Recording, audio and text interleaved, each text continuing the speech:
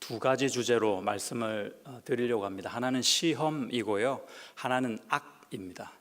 그래서 오늘은 시험에 조금 집중을 하고요, 다음번 기회 때 악에 대해서 우리 함께 나눠보도록 하겠습니다. 1939년 한 집사가 있었습니다. 부흥사 이성복 목사의 집회에서 큰 은혜를 받았습니다. 전국을 돌아다니며 열성 부흥사로 그 이후에 거듭나게 됩니다.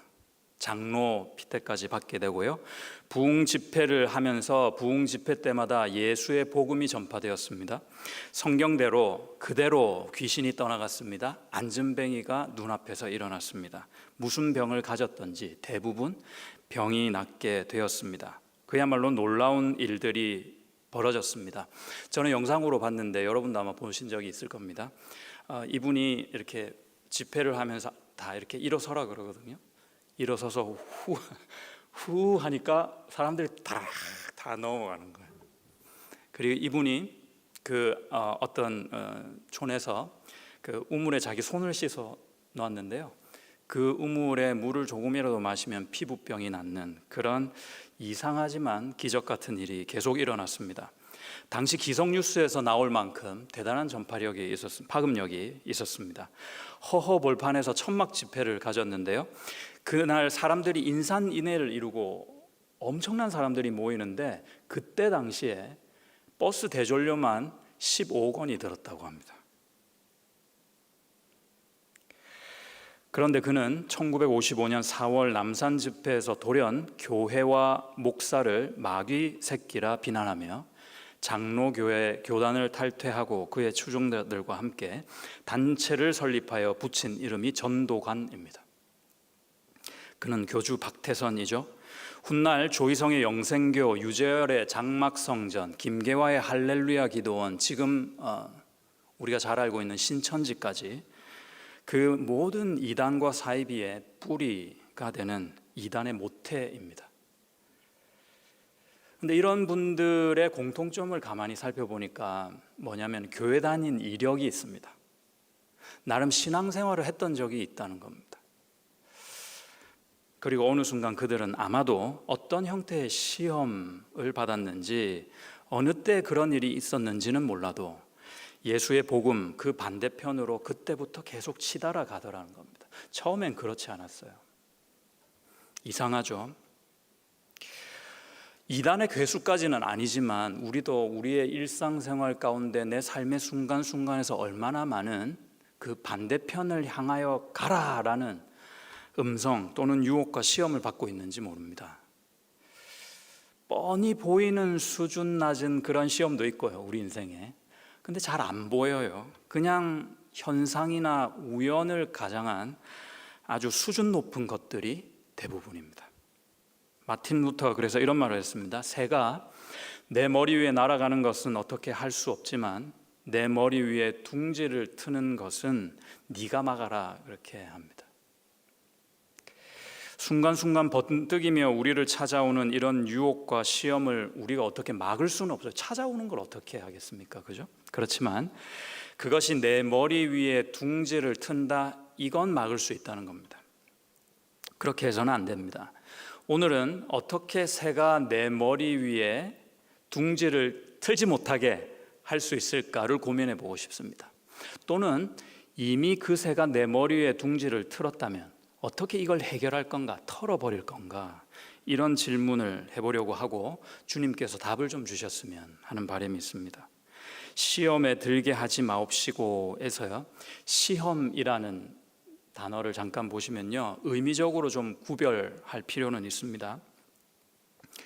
증명을 목적으로 하는, 이게 정말 잘된 건가, 나쁜 것인가, 괜찮은 것인가 하는 인증을 목표로 하는 시험, 그러니까 영어로 하면은 테스트나 트라이얼이 됩니다.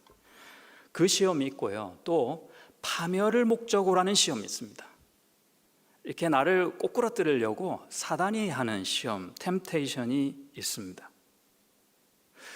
그런데 트라이얼은 하나님이 원하시는 것이고 템테이션은 사단이 원하는 것이다라고 우리가 흔히 구별하고 구분을 하는데, 조금 여기에는 기계적으로 그렇게 구별하기에는 무리가 있습니다. 왜냐하면은 큰 틀에서 보면은 하나님이 그 트라이얼 안에 템테이션을 사용할 때가 있기 때문입니다.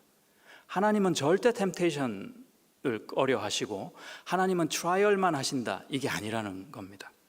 왜 그러냐? 우선 마귀를 하나님이 부리십니다. 사무엘상 16장 23절을 보시면 하나님께서 부리시는 악령이 사울에게 이를 때에 다윗이 수금을 들고 와서 손으로 탄즉 사울이 상쾌하여 낫고 악령이 그에게서 떠나더라 그랬습니다.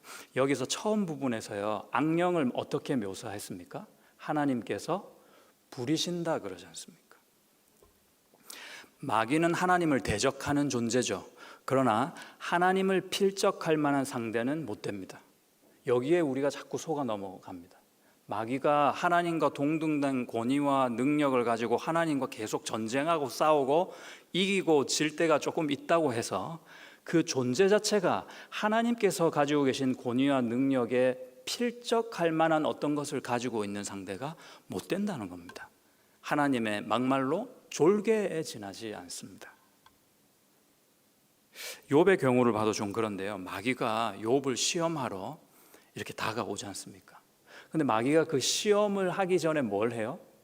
하나님께 가서 시험을 줘도 되냐고 이렇게 허락을 받지 않습니까?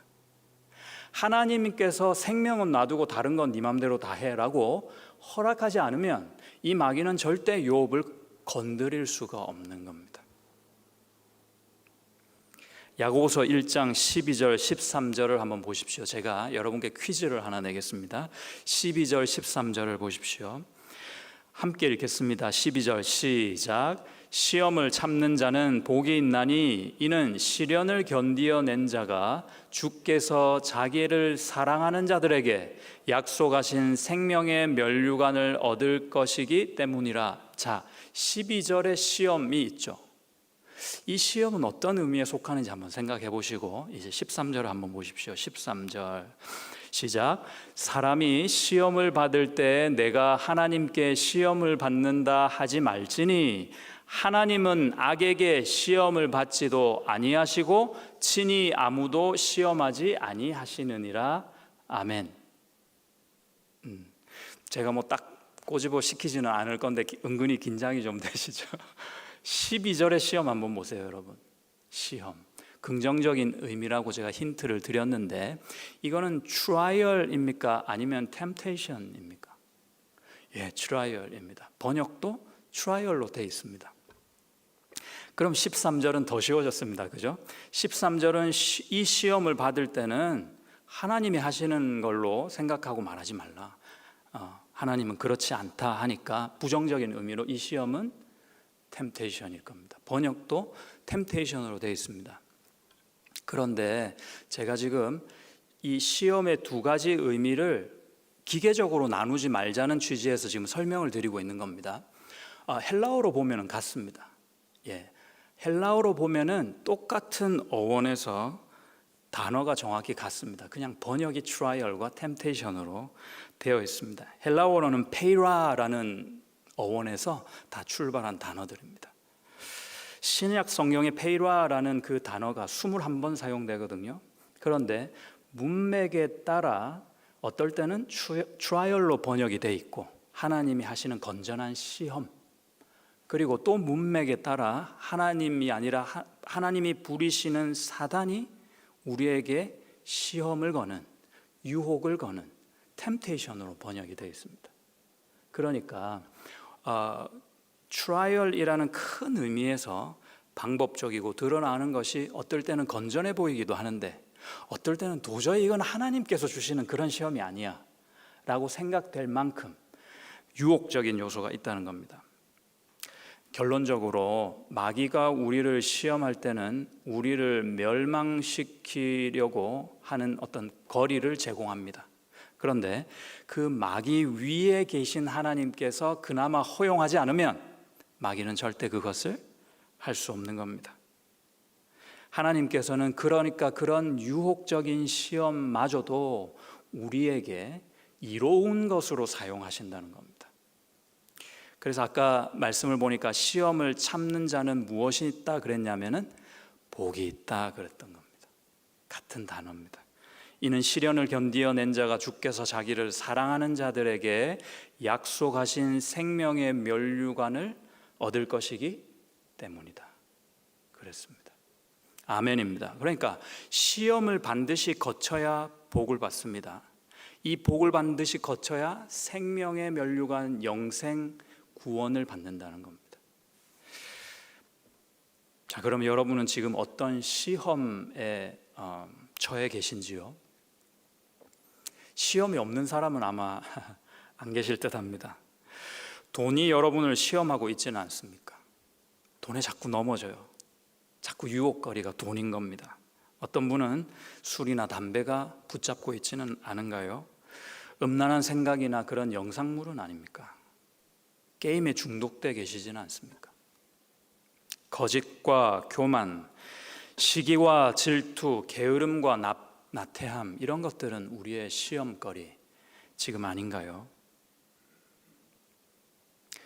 그 올무들을 물고 있는 새가 아직 여러분 머리 위를 빙글빙글 돌고 있는 모습인가요? 아니면 이미 여러분 머리 위에 툭 앉아가지고, 앉은 지 오래예요. 오래가지고 자기 나름대로 둥지를 예쁘게 꾸며놓고 그 안에 새끼도 치고 그렇게 살고 있습니까? 여러분의 삶 가운데, 여러분의 생활 가운데, 여러분의 생각 가운데 그 둥지가 트여져 있지는 않은지요. 그래서 얘가 너무 싫어서 나가라고 그러면 오히려 막 대들어요. 내 집인데 왜 내가 왜 나가냐고. 여러분, 아직 희망이 있습니다. 오히려 기회입니다. 왜냐하면요, 하나님께서 아까 말씀에서 확인했잖아요. 우리에게 시험을 주신 목적이 분명하기 때문입니다. 하나님은 절대 우리가 잘 가다가 꼬꾸라지려고 이렇게 시험을 주지 않으십니다. 시험을 통해 우리에게 주시고자 하시는 것이 그래서 뭐라고요? 복입니다. 제가 좋아하는 복입니다. 그리고 그 시험을 참고 이기는 과정에서 우리에게 맺히는 것이 있습니다. 그것이 뭘까요? 우리가 자라납니다. 성장입니다. 초등학생 자녀들을 혹시 두신 분들은 잘 아실 텐데요. 애가 자기 전에 아무 이유 없이 다치지도 않았는데 막 다리가 아프다 그래요. 다쳐서가 아니고 뭐 때문에 다리가 아픈 거예요? 키 크려고 그런 거 아닙니까? 성장통이죠. 제 딸아이가 다쳐서 아프면 대단히 걱정이지만 자기 전에 종종 이제 종아리가 아프다 그래요. 마사지 그러는데 아프다 그러면 저는요 그 밤에 그냥 속으로 그럽니다. 아싸 성장통 이렇게 됩니다. 부모들은 좋은 거죠. 내 아이가 잘하고 있으니 아이는 아프지만 기쁜 겁니다. 그 아이에게 복이 되기 때문입니다. 이렇듯 성도의 구원에는요 반드시 이 통증을 수반한 성장은 필수적인 겁니다. 어떻게 좀 피해 가려는 노력이 어설픈 거예요. 우리한테는. 하나님은 우리를 자라게 하십니다. 그래서 사람 때문에, 재정 때문에, 건강 때문에 겪는 고통 가운데서도 내가 그러면 좋은 기회다. 내가 인내해 드릴 수 있는 기회가 왔구나. 좀 이상한 사람이죠. 아무튼 이렇게 좀 생각을 해보면 좋을 것 같습니다. 그리고요, 이런 기회가 나에게 있으니 나는 참 기쁘다. 저런 사람이 내 인생에 있으니 나는 좀 힘들고 어렵고 통증이 볼 때마다 생기지만 너무나도 감사하다. 이런 상황이 나에게 닥치니 기뻐할 만하구나 하고 헛웃음이라도 한번 지어보는 겁니다. 여러분, 그런데 그런 표현과 믿음이 시작되고 쌓여가면 쌓여갈수록 여러분의 인생 가운데, 현실 가운데 하나님이 주시는 놀라운 기적이 일어날 줄로 믿습니다. 이거는요 실제입니다. 여러분, 그냥 고통이 닥친다고, 어려움이 생긴다고 거기에 안주하지 마시고 의지로 해보는 거예요. 헛웃음이라도 지어보시라니까요. 허허허, 하나님이 주신 좋은 기회가 나에게 왔구나. 네, 그래서 나는 하나님을 바라보며 기뻐해 보는 겁니다. 내 의지로 말입니다. 기적이 일어나게 될 것입니다. 그런데 성장이라는 것도요, 복도 시험을 견디고 이겨내야만 얻어지는 거 아닙니까? 시험이 왔는데 그냥 무너져요. 그냥 꼬꾸러져 버리면은 하나님이 그걸 통해서 복을 주시려고 하다가도 방법이 없습니다. 어떻게 이기시겠습니까, 여러분? 어떻게 이기는 게 맞는 겁니까? 적을 알아야겠죠. 자존심은 좀 상하지만 내 대적이 새 한 마리에 지나지 않습니다. 그 새가 내 머리 위를 빙빙 날아 도는 이유가 뭘까요? 왜 하필이면 내 위에서 이렇게 빙빙 날고 있을까요? 둥지를 트고 싶어서 그렇습니다. 왜 하필이면 내 머리 위에 둥지를 트려고 할까요? 나에게서 뭔가 먹을 게 있기 때문입니다. 내 안에 무엇을 보고 얘가 자꾸 먹고 싶어 하는 걸까요?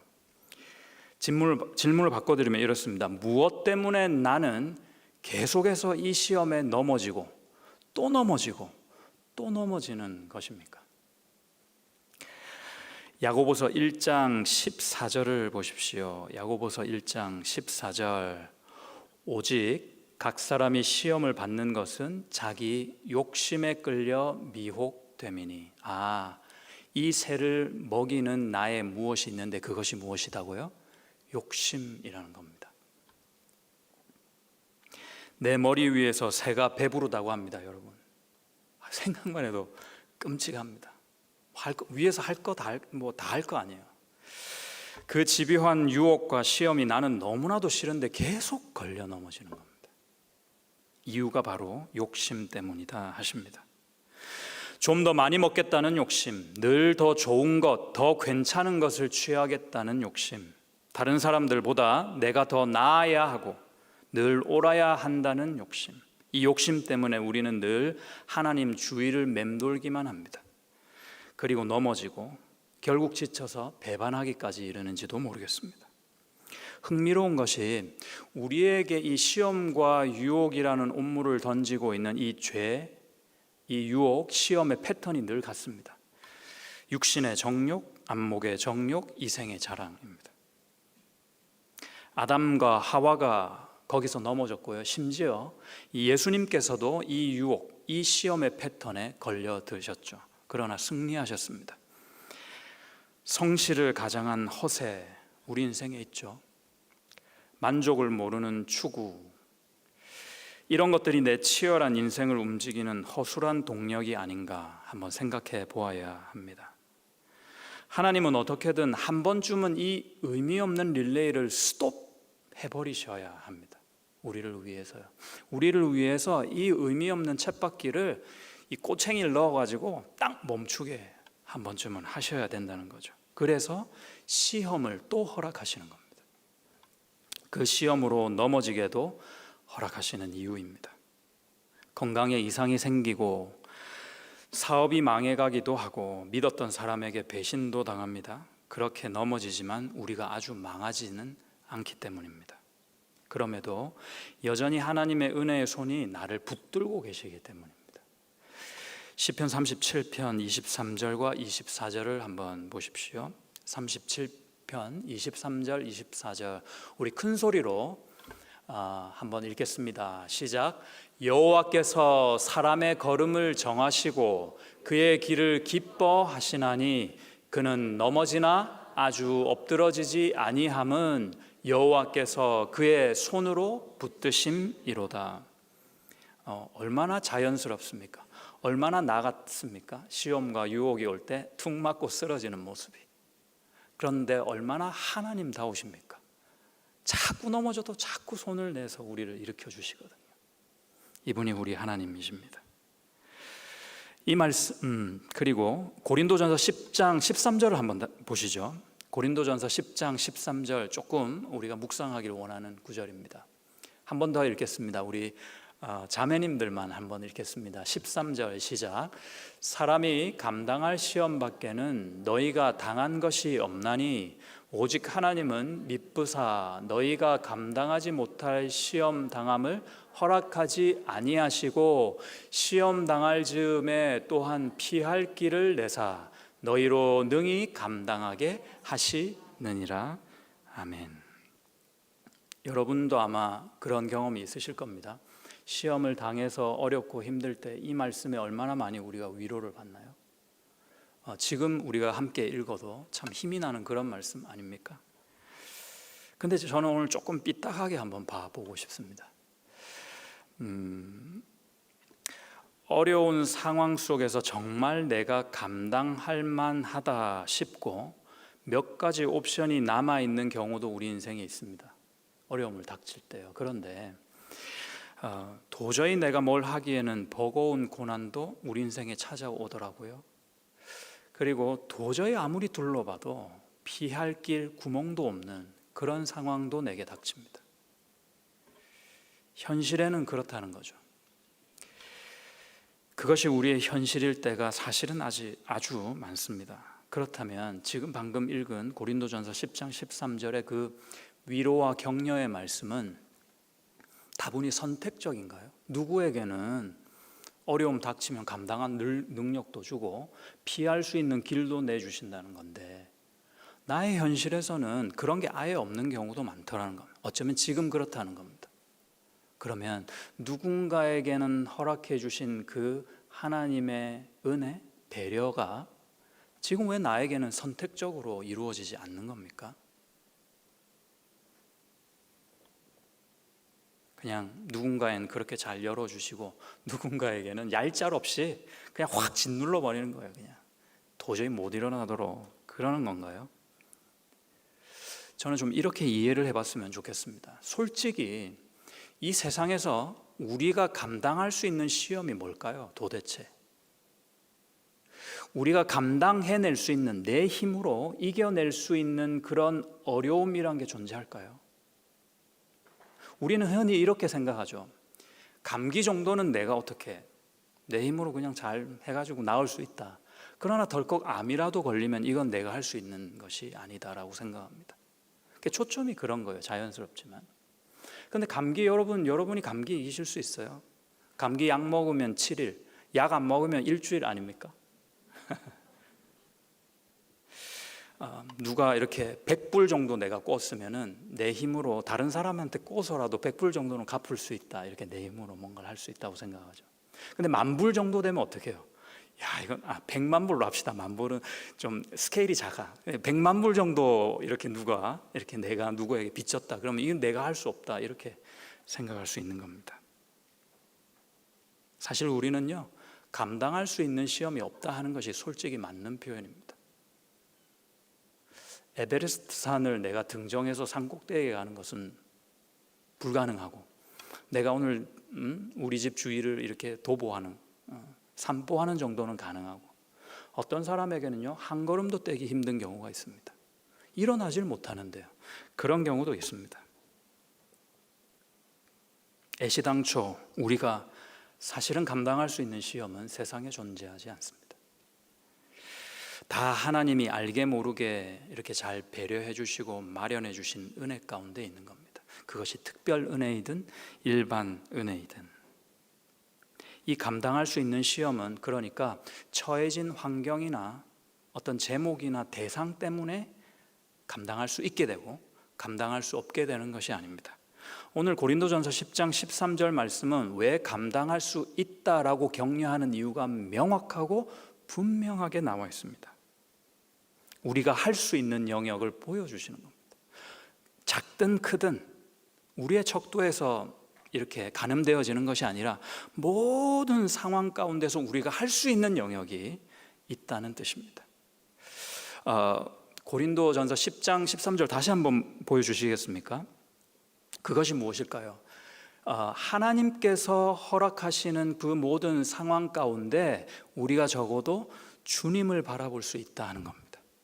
어떤 상황 속에서도 피할 길이 되시고 어떤 상황에서도 그 하나님이 미쁘시다 하는 그것을 붙잡을 수 있다는 그런 뜻입니다.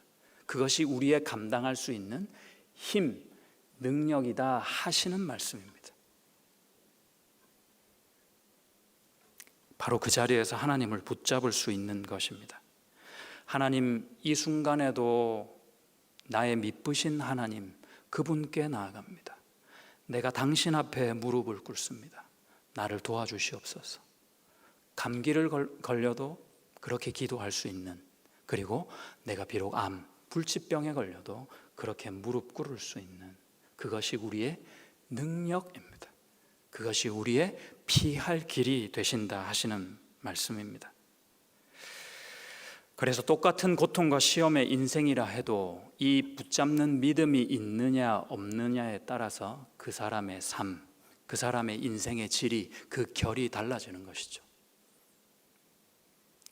여러분, 내가 가진 욕심과 하나님이 주신 소망이 어떻게 구별되는지 아십니까? 가만히 있어봐, 이게 내 욕심인가? 아니면 하나님이 주신, 내 마음에 주신 어떤 거룩하고 귀한 소망이나 비전인가? 이 두 가지를 어떻게 구별하시겠습니까? 어려움이 생길 때 알게 됩니다. 반대급부가 딱 드러날 때 알게 됩니다. 내 욕심으로 나아가면요, 불평이 시작됩니다. 내 욕심대로 돼야 되는데 잘 안 되니까 자꾸 불평의 말이 나오는 겁니다. 그러나 주신 소망이 있었다면 그 소망으로 반대급부가 보여지고 나타날 때 나는 기도하게 됩니다. 주신 소망으로 자녀를 대하면요, 좀 잘못한다고 해서 야단만 치지 않아요. 그 부모는 어떻게 할까요? 기도합니다. 하나님, 우리 아들한테, 우리 딸한테 이런 모습도 있네요. 그리고 그날 밤에 기도하는 그 부모는요, 욕심으로 또는 어떤 기본적인 마음으로 그 자녀를 양육하는 것이, 본능적으로 자녀를 양육하는 이가 아니라 신앙으로 자녀를 키우는 부모입니다. 공동체를 위해서 우리가 얼마나 많이 기도합니까, 여러분? 그리고 얼마나 많이 여러분 한 사람 한 사람이 알게 모르게 이 공동체를 세워감에 있어서 수고하시고 봉사하고 계십니까? 그런데 동시에 여러분 얼마나 댁에 돌아가셔서 백엔잎 송사를 많이 하십니까? 저 장로가 그렇다고, 저 집사가 그렇다고, 우리 교회는 왜 이러냐고, 도대체 우리 교회 이런 모습, 왜 이런 거는 다른 교회는 다 하는데 왜 없냐고. 내가 원하는 변화가 더딜 때, 부족한 모습이 보일 때 여러분 어떻게 하세요? 불평하십니까? 여러분 욕심 때문입니다. 죄송하지만 만약에 그 모자란 모습, 부족한 모습으로 내가 그날 밤에 기도하고 기도 가운데 울 수 있다면 여러분 마음에 있는 것은 하나님이 주신 비전이요, 소망입니다.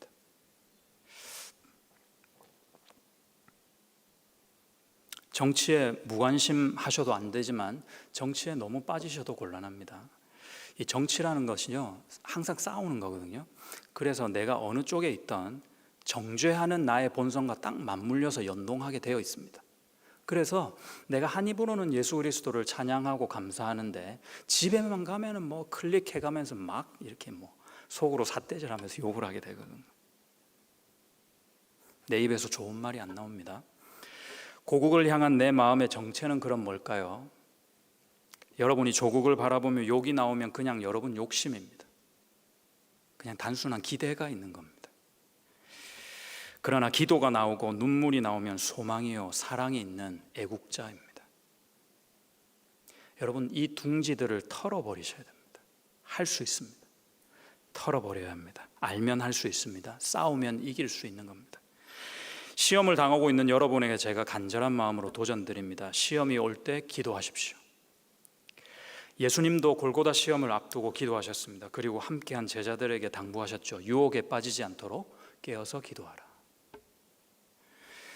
또 시험을 당할 때 두 번째 도전은 기뻐하는 것입니다.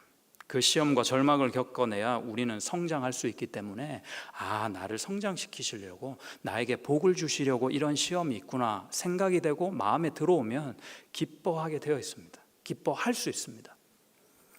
자연스럽게 되지는 않습니다. 야고보서 1장 2절에서 4절 말씀을 보십시오. 야고보서 1장 2절에서 4절 같이 읽습니다. 2절 시작. 내 형제들아, 너희가 여러 가지 시험을 당하거든 온전히 기쁘게 여기라. 아니, 자연스럽게 기쁘게 될 것 같으면 뭐하러 여기서 명령하고 있습니까? 잘 기뻐하지 못하니까 기뻐해야 돼, 기뻐해. 그렇게 명령하는 겁니다. 3절 시작. 이는 너희 믿음의 시련이 인내를 만들어내는 줄 너희가 알미라. 참을 수 있다는 겁니다. 시련이 없으면 인내를 갖추는 사람이 못 됩니다. 4절 시작. 인내를 온전히 이루라. 이는 너희로 온전하고 구비하여 조금도 부족함이 없게 하려 함이라. 그냥 이루고 살짝 대고 있지만 말고 발만 걸쳐 있지만 말고 어떻게 해요? 온전히 이루라. 여러분, 하나님은 우리를 키우십니다. 고운 것보다는 건강하게 자라기를 원하시는 듯합니다. 온실 속 고운 장미로보다는 모진 세월 이겨낸 청송으로 키우겠다 다짐하신 듯합니다. 추운 겨울 눈보라도 우리는 피하지 않아야겠습니다. 이거는요, 자꾸 피하려 그러면 이단 성도예요. 우리 기독교 정통은 어떻게 하냐? 절대 피하지 않습니다. 우리가 이 시대에서 저 예수쟁이, 저 그 예수 꼴통, 이런 말을 좀 들을 수 있으면 감사하겠습니다. 이것이 기독교 정통 스피릿입니다. 예수 이름만 붙들고 기도하고 오히려 기뻐하면서 그분만을 향하여 자라가는 푸른 소나무가 다 되시기를 그 예수님의 이름으로 간절히 축복드립니다. 함께 기도하겠습니다. 하나님, 감사합니다. 감사하지 못할 상황에서도 감사할 수 있어야겠구나 다짐할 수 있게 해주셔서 감사합니다. 그 사람 때문에, 그 상황 때문에, 부족함 때문에, 채워지지 못한 것들 때문에 기뻐할 수 없음에도 하나님께 기뻐해야겠구나 다짐할 수 있게 해주셔서 참으로 기쁩니다. 주님, 우리 서로 그 상황을 알게 모르게 참으로 어려운 가운데 닥쳐진 것을 잘 견디어가고 그 인내를 온전히 이루어가는 과정 가운데 있음을 봅니다. 하나님, 오늘 힘을 주시옵소서. 하나님, 오늘 우리의 피할 길이 되신 예수를 만나고 그 예수만 붙들고 기도하는 가운데 나를 구원하시고 시험을 이기신 예수 그리스도의 이름으로 승리하는 우리 모두 다 되게 도와 주시옵소서. 감사를 드리며 예수님 이름으로 기도합니다. 아멘. 할렐루야. 우리 이 시간에 말씀을 좀 붙잡는 마음으로 함께